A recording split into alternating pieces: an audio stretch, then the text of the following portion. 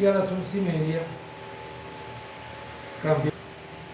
Esta vez es muy corta, como en una vista previa que tuvimos el martes pasado, les mostré. Porque en realidad este es un punto que desde bachillerato venimos lidiando con él. Porque este nombre es algo pomposo, conservación de la cantidad de movimiento, se puede traducir como segunda ley de Newton. Pero en bachillerato, inclusive aquí en la universidad, se ha usado la segunda ley de Newton no para un volumen de control, sino para una masa de control. Es decir, no para un sistema abierto, sino para un sistema cerrado. Bueno, igual que ustedes hicieron en termodinámica, para los principios de conservación, vamos a hacer aquí. ¿A qué me refiero? En termodinámica 1 dijeron la masa de un sistema cerrado es constante. Eso lo extendieron a un volumen de control. ¿Cuál es la extensión? La podemos decir en palabras. La masa de un volumen de control puede cambiar con el tiempo, dependiendo de cuál es el flujo de masa que entra y cuál es el flujo de masa que sale. En termodinámica 1 hicieron algo semejante con la conservación de la energía, es decir, la primera ley de la termodinámica. Para un sistema cerrado, ¿qué dice esa ecuación? La energía de un sistema cerrado puede cambiar dependiendo de cuánto calor, cuánto trabajo intercambia ese sistema cerrado con su ambiente termodinámico. ¿Cuál es la versión de esa misma ley para un volumen de control? La energía almacenada en un volumen de control puede cambiar dependiendo de la rapidez con la cual entra trabajo, o se transfiere, se intercambia el trabajo, la rapidez con la cual se intercambia calor y la rapidez con la cual sale o entra masa, porque la masa tiene energía. Al entrar masa, entra energía. Al salir masa, sale energía. Aquí vamos a hacer lo mismo. Vamos a recordar casi un de más la segunda ley de Newton para un sistema cerrado y le vamos a aplicar ya por analogía el mismo razonamiento.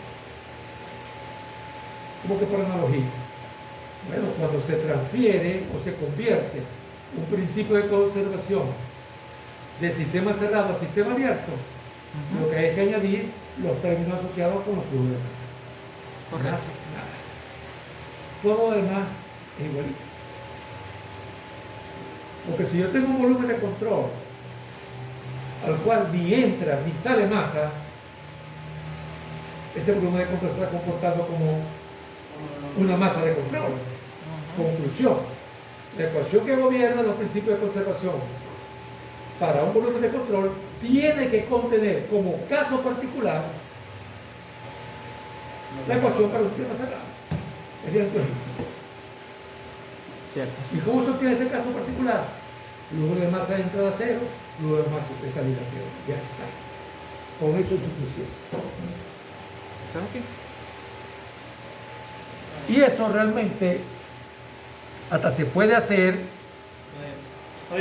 bueno, se puede hacer para principios que inercial. Porque esta segunda ley de Newton que estamos viendo de bachillerato, F igual a M por A, se cumple con un sistema de referencia inercial, es decir, no acelerado. Dentro de un ratito vamos a ver qué pasa si el sistema de referencia, es decir, desde donde ustedes ven las cosas, no es inercial. Eso está resuelto. Aquí está. F igual a M por A. Para que quede como recordatorio la S por sistema cerrado. Como ya vimos, creo que fue el primer día de clase, ya que aceleración es de v de t y esta ecuación es para un sistema cerrado, la masa es constante. Entonces la masa la puedo meter dentro de la derivada y queda m por v. M por v es cantidad de movimiento lineal. Entonces, esta es una ecuación de conservación. Dice, la cantidad de movimiento lineal de un sistema cerrado puede cambiar con el tiempo. Si cambia, es que existe una fuerza media. Si no cambia, las fuerzas están equilibradas o simplemente no está sometido a fuerza. Ok. Para entender esto, se comienza identificando el sistema cerrado y haciendo que sus contornos también definan un volumen de control. Como se trata de un fluido, esta masa fluida que no puede cambiar ni en cantidad ni en identidad, porque define un sistema cerrado, se mueve. Pero el volumen de control hace lo que nosotros le digamos o le permitamos. Por ejemplo, si decimos ese volumen de control no se va a mover, es obvio que parte de la masa sale y al dejar espacio de afuera puede entrar masa al volumen de control. Ahí está el flujo de masa que sale y el flujo de masa que entra. O sea, momentáneamente coinciden, pero un diferencial de tiempo después ya dejan de coincidir. Esto es suficiente para que la segunda ley de Newton para un volumen de control no sea esto que está acá, sino esto que está acá más algo. Ok, realmente eso tiene hasta un nombre, eso se puede demostrar. Esto que estoy yo aquí usando por analogía lo llaman el teorema del transporte de Reynolds. ¿Ok? Y se demuestra para una cantidad genérica, ¿ok?, que simplemente se conserva. Ok, pero nosotros vamos a hacer por analogía. Ok, es obvio que en este momento dado las fuerzas que actúan sobre el sistema cerrado también actúan sobre el volumen de control. Entonces, este término es idéntico. Pero ahora, como dije, la masa en el volumen de control puede cambiar con el tiempo. Cuestión que aquí no ocurría. Por eso fue que esto lo pudimos meter acá, ¿verdad? Entonces, este término existe. Y eso se da en un contexto donde la corriente que sale se lleva cantidad de movimiento, esto es como mi punto, y la corriente que entra suple, entrega cantidad de movimiento al volumen de control. Si ustedes pasan esto que está acá para acá, es como si dijéramos lo siguiente: la cantidad de movimiento que entra más las fuerzas explica por qué la cantidad de movimiento puede cambiar con el tiempo y por qué hay salida de cantidad de movimiento. O sea, otra vez, esta es la cuenta bancaria donde en vez de manejarse dinero, lo que se maneja es cantidad de movimiento. Hay ingresos, este es un ingreso si lo paso para acá, la fuerza también hace ingresos. Hay egresos, esto que está aquí. Y el saldo de mi cuenta puede cambiar. Es más, si quieres, pasan todos estos términos para acá y queda clarito que el saldo cambia de acuerdo a los ingresos y los egresos. Ok. Tal como hicimos con la conservación de la masa, esto que está acá puede escribirse en un lenguaje más matemático, no por lucirlo, sino que eso nos permite tener una forma que es aplicable a muchas situaciones. Por ejemplo, calcular esto dentro del volumen de control no es simplemente multiplicar una masa por una velocidad. porque puede ser que la densidad en un punto sea distinta a la densidad en otro punto. Entonces, ¿qué se hace? Fíjense ustedes, densidad por diferencial de volumen es diferencial de masa. Lo multiplico por la velocidad que tenga esa diferencia, esa masa, me da el diferencial de cantidad de movimiento. Y eso lo divido por dt.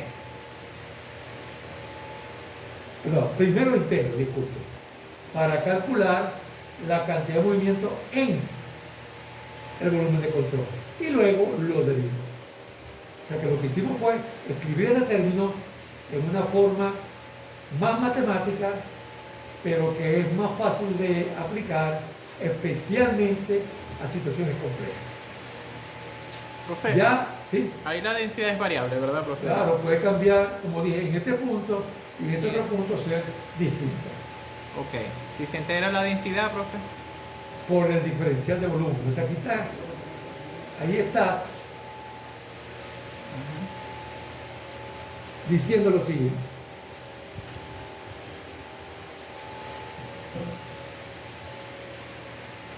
Yo pongo un diferencial de volumen.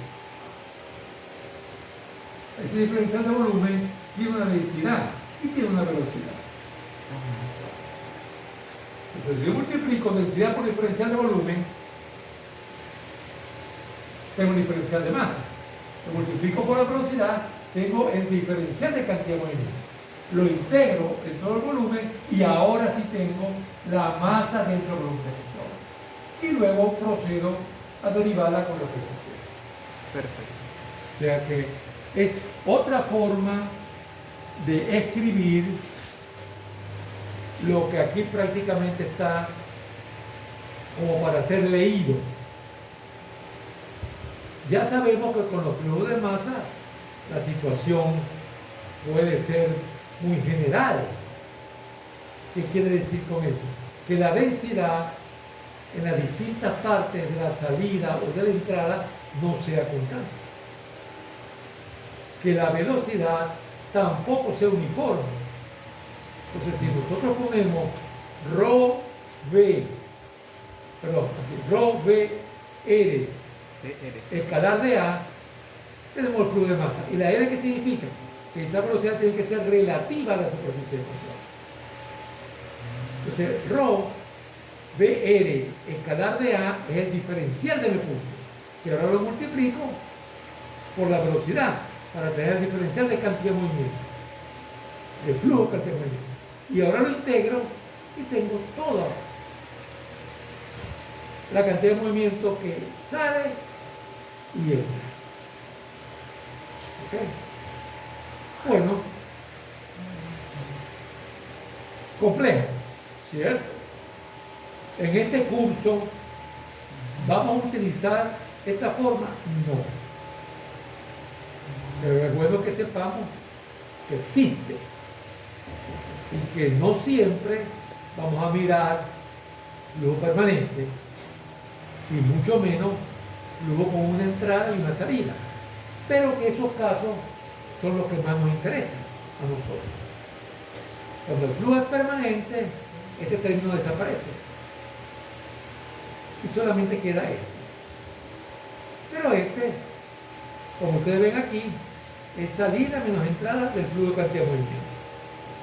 Si además solamente hay una entrada y una salida, entonces el flujo de masa es el mismo, tanto en la entrada como en la salida, por conservación de la masa. Lo podemos sacar factor común y queda lo que va a ser el caballito de batalla. Es decir, con esta formulita vamos a resolver unas cuantas situaciones de interés práctico. ¿Okay? Dice, si usted tiene una corriente que va de una sección 1 a una sección 2, cambiando el vector velocidad, y por la misma circula un flujo de masa m punto, este producto le da la fuerza neta que actúa sobre esa corriente. Más práctico no puede ser eso. Es decir, Si yo tengo un codo y yo quiero ver la fuerza que ese codo ejerce sobre el fluido que está girando a través de ese codo, yo puedo aplicar esta fórmula. Uno era entrar al codo, dos era salir del codo. ¿Okay? Donde está la dificultad de esta formulita es aquí. Porque no sé si le han prestado atención o han percibido que cada vez que me refiero a F digo la fuerza neta, ¿no? Lo cual significa que hay distintos agentes, factores que pueden ejercer fuerza sobre el volumen de presión. Por supuesto.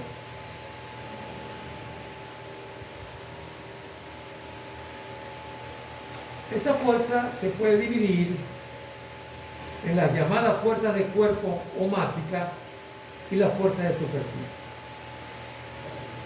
Las fuerzas de cuerpo son fuerzas que se transmiten a distancia. No hace falta el contacto directo. Por eso, en el interior del volumen de control están actuando esas fuerzas, pero vienen desde afuera. El ejemplo clásico es el peso. El peso es una fuerza que se transmite a través del llamado campo gravitacional.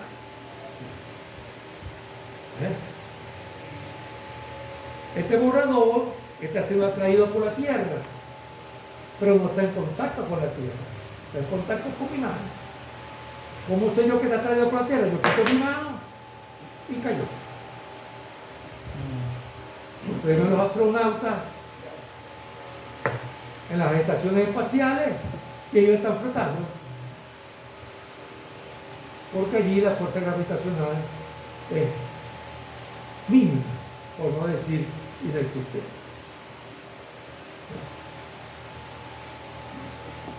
Hay otros tipos de fuerza de cuerpo, claro. Electromagnética. Pero dejemos eso para los ingenieros electricistas. Pero existe y puede tener importancia en algún equipo los cuales los mecánicos usan, claro. Hay un poco de cosas que tienen efectos electromagnéticos y muchas veces el ingeniero ni sabe. Pues. Sabe que eso está enchufado y ya está. Y lo va a hacer. Y que consume algo y tal. Pero lo que sí es cierto es que son cosas que se estudian ni en el pregrado y a veces ni en el posgrado. ¿Okay? Son ya aplicaciones bastante especializadas. Sin embargo, ¿no? Cada vez toma más importancia la combinación de ingeniería mecánica con ingeniería eléctrica o electrónica. Cada vez es más importante. Más importante que la fuerza de cuerpo pueden ser las llamadas fuerzas superficiales, de superficie. El nombre lo indica claro. Esas fuerzas actúan sobre la superficie de control, esta línea segmentada que se activa. ¿Quién la ejerce? El ambiente termodinámico que está en contacto con la superficie de control. ¿Okay? Esas fuerzas, a su vez, se pueden subdividir en normales y constantes. Esto es para cualquier tipo de material. Pero nosotros estamos pensando todo el tiempo en fluidos. Pues. Estas son supuestamente líneas de corriente. Lo que está diciendo aquí es que este volumen de control de línea segmentada entra y sale un flujo. Entonces, quiere decir que las fuerzas normales y constantes que aquí se detectan son ejercidas por el flujo que está entrando o el flujo que está saliendo. El flujo que está entrando tiene presión, el que está saliendo tiene presión también. El flujo que está entrando puede ejercer esfuerzos constantes. ¿Viscosidad? Claro que hay viscosidad. Es más, si ni siquiera de entrada o salida, puede ejercer esfuerzos constantes. Yo tengo un tramo de tubería Inicio del tramo, mi área de entrada. Final del tramo, mi área de salida. ¿Dónde están los esfuerzos cortantes importantes? En el área lateral. ¿Quién lo ejerce? La pared. ¿Cuál es el origen de esa fuerza? Los esfuerzos viscos. ¿No? O sea, lo que estoy diciendo es que dentro de este término, fíjense ustedes, está prácticamente todo lo que hemos visto en este curso. Porque en este curso, hasta ahora, ¿a qué le hemos prestado atención? A los esfuerzos cortantes viscosos y a la presión. Bueno, las dos generan fuerza cuando yo vaya a aplicar la segunda ley de Newton a un volumen de control.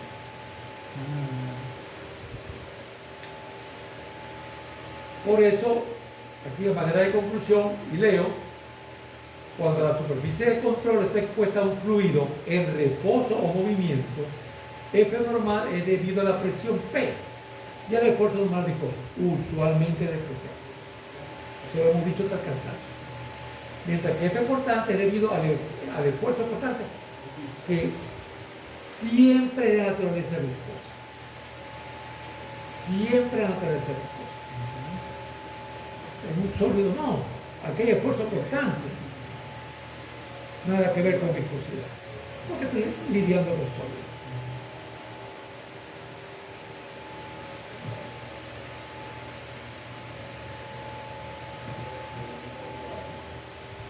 Faltan dos. Dariana y Ángel. La presión posiblemente sea el más importante esfuerzo incidente sobre la fuerza superficial. Y aquí podemos aprovechar algo de lo que dijimos en hidrostática. Miren, si nosotros tenemos un cuerpo que está sometido a presión uniforme y ese cuerpo está rodeado de una superficie de control, o sea que esto puede ser un volumen de control, o sea que puede haber fluido moviéndose a través de esta línea continua, pero la presión es uniforme, el efecto neto de la presión uniforme es cero. ¿Por qué? Bueno, aquí no vamos a meternos en consideraciones matemáticas. Nosotros somos prueba viviente de ello. Porque nosotros se para aquí y está rodeado completamente de presión atmosférica. La presión atmosférica no lo va a seguir hacia ningún lado, ni hacia adelante, ni hacia atrás, ni hacia la derecha, ni hacia la izquierda. Se anula completamente. Ok, perfecto. Damos eso por cierto. Justamente, como en un puerto sumergido, la presión circundante no es constante, sino que es mayor abajo que arriba, existe la fuerza de flotación. ¿Okay? Consideremos ahora una superficie de control y miremos una posible distribución de presiones. Fíjense aquí, este es el perfil de presiones alrededor. Aquí el perfil de presiones es así. O sea, hay tres partes donde la presión es mayor que la presión, vamos a llamarla ambiental. Ok. Donde haya presión ambiental, tengo esto en negro. Donde no hay presión ambiental, lo tengo en esta fucsia. Quiere decir que esta diferencia, que está aquí, esta flechita que está acá, es la presión que hay acá, menos la presión ambiental, que es la que está aquí. Esto es como la presión magnética, ¿cierto? Es como la presión magnética.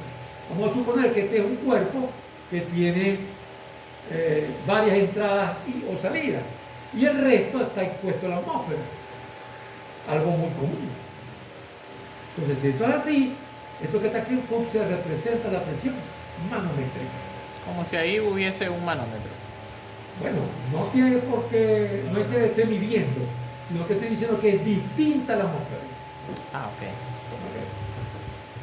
Ajá, pero un momentito. Esta parte que está en negrito es esta misma. Se anuló. Entonces, ¿qué fue lo que quedó?